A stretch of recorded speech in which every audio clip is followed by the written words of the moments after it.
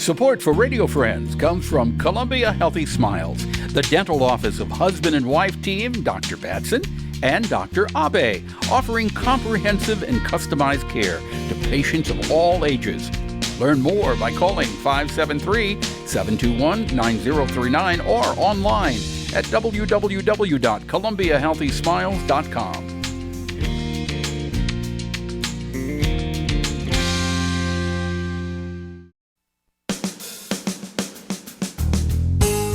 Good morning and welcome to Radio Friends on Wednesday, May the 12th. My friend Nanette Ward is with us today, and of course Nanette represents Stop Human Trafficking Coalition of Central Missouri. Welcome, Nanette, and thank you, Paul. Welcome back from your native Hawaii. I know. I didn't wear the aloha shirt. I wore my End Human Trafficking, but boy, it was hard to resist because I know that's a lovely part of your life. You just got back. You visited with your aunties and your family in Honolulu. Yes. And you had a great time. Great auntie turned 100 years old. Yes. that is amazing. And I have to tell you, I shared the picture with a survivor recently who's struggling, getting over addiction, and I showed her the picture of my great auntie. Said, "I want you to live a good long life." My great auntie's 100, so I'm going to use that story to inspire me and others because she turned 100. Yeah. Mm-hmm. And she lives in one of the most beautiful places on the spot of the earth, on the place of the earth, Hawaii. So anyway, but you're here today, all refreshed after your visit, to talk about some important factors of the coalition. Yes.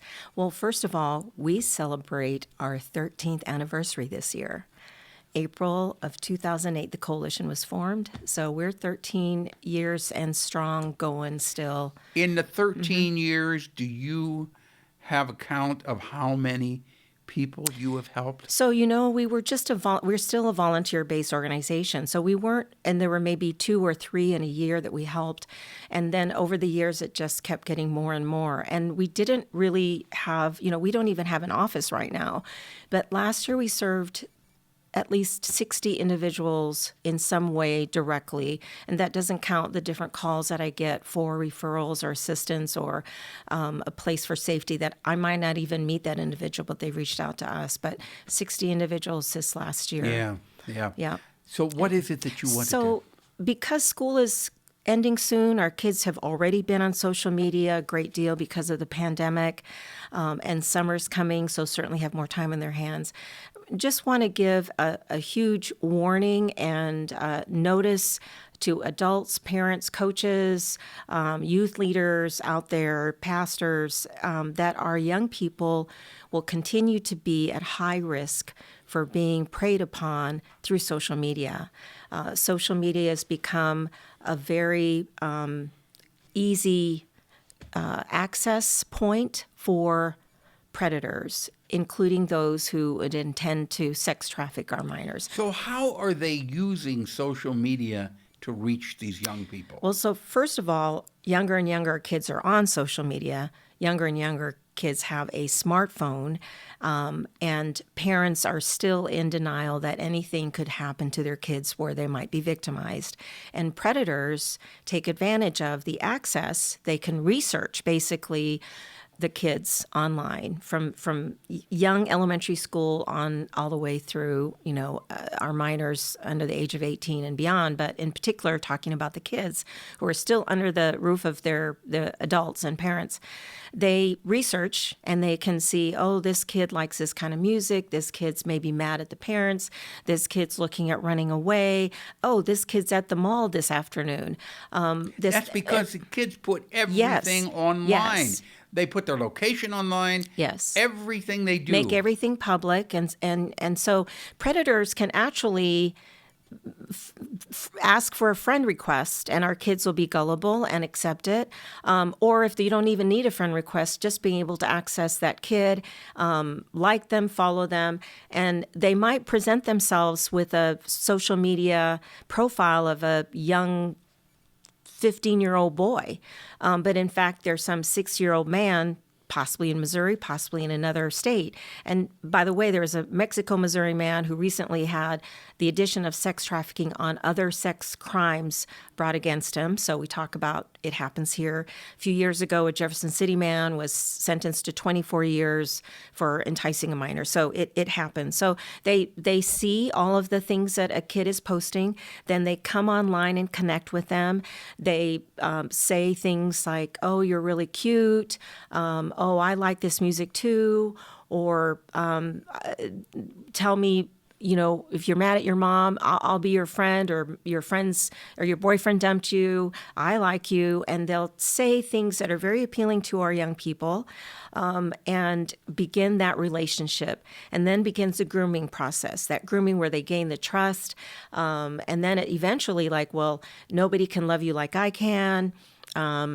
You deserve more attention. You deserve better friends. I'll be that friend. Just whatever that young person needs to hear. Then do they try to set a date to meet them? So ultimately, in sex trafficking, that groomer predator's goal is to actually meet and then engage with them in illicit sexual activity, which is sex trafficking of a minor. Okay, but then what happens when they meet with the kid? And the kid realizes this is not another 15 or 16-year-old kid, but it's an older... So in that case, it could be in an isolated situation, and it could be too late. Like they're saying, "Oh, my son's in the car. Come meet him out here." And they'll use there's all kinds of tactics you can use because our young people will believe or are vulnerable and eager. They've already got a relationship. "Oh, I really want to meet that 15-year-old." Oh, and then away they go. The father or the mother. Exactly. And say, "Come on with me." Father or mother, exactly, because women are engaged. And then they as well. get him in the car, and it's too late. Right. And then if they are that handsome 19-year-old who's an adult and appealing to a 14-year-old and has established a relationship, easy peasy to go meet at the mall, to say, "Hey, my parents will be home. Come by and pick me up." You can betcha it happens. So we're almost out of time, Nanette, but how do parents... So parents watch for signs when the kids are more isolated, when they're more on social media, when they're more secretive. So don't assume that nothing's happening. And then parents need to have those honest conversations. Are you being asked to do anything? We need to know, your friends online that are safe, that you actually know them. There are predators online. You can put online safety monitoring apps or programs on your kids' phones. And we're talking all the way middle school, high school, elementary. Don't be afraid to be the adult. Don't be afraid to be the protector, because it does happen. Okay. Obviously, that's a lot to think about. So we want to provide free educational programs. So we have the toll-free number, 866-590-5959, and we will come and talk to your youth group, your Sunday school class, your camp class. We'll come and talk to the kids. I'm going to give you that number again. It's 866-590-5959. Okay, 866-590-5959. Call that number. They will make an appointment to come and talk to the class. Free Nanette, educational program. Thank you so much for coming. Thank you, Paul. All right. Drop me an email if there's something you'd like to hear or see. pepperpmissouri.edu.